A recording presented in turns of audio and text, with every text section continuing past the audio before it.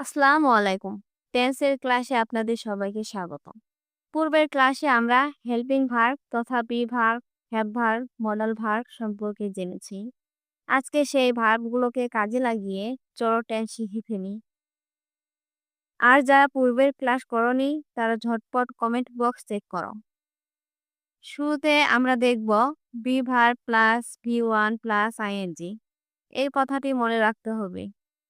এরপর have verb plus ভি3, সর্বশেষে modal plus V1. এটি খুব একটা জরুরি না। শুরুতে ১ number be verb, have verb, modal সম্পর্কে জানা। অলরেডি এগুলো আমরা জানি।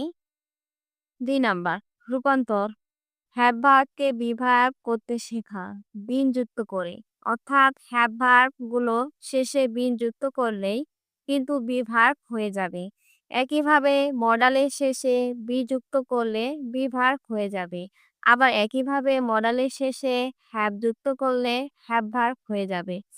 ৩ নাম্বার এসব প্রতিটি টেন্সের বি ভার্ব এবং হ্যাভ ভার্বগুলো চিনে ফেলি।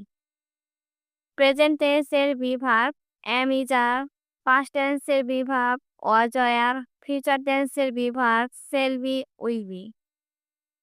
প্রেজেন্ট টেন্সের have verb have has, past টেন্সের হ্যাভ ভার্ব had, ফিউচার টেন্সের have verb shall have will have।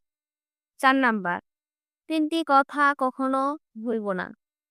Continuous tense মানেই বি ভার্ব নিব, পারফেক্ট টেন্স মানেই হ্যাভ ভার্ব নিব, পারফেক্ট কন্টিনিউয়াস টেন্স মানেই পারফেক্ট টেন্সকে কন্টিনিউয়াস বানাবো দিনযুক্ত করে।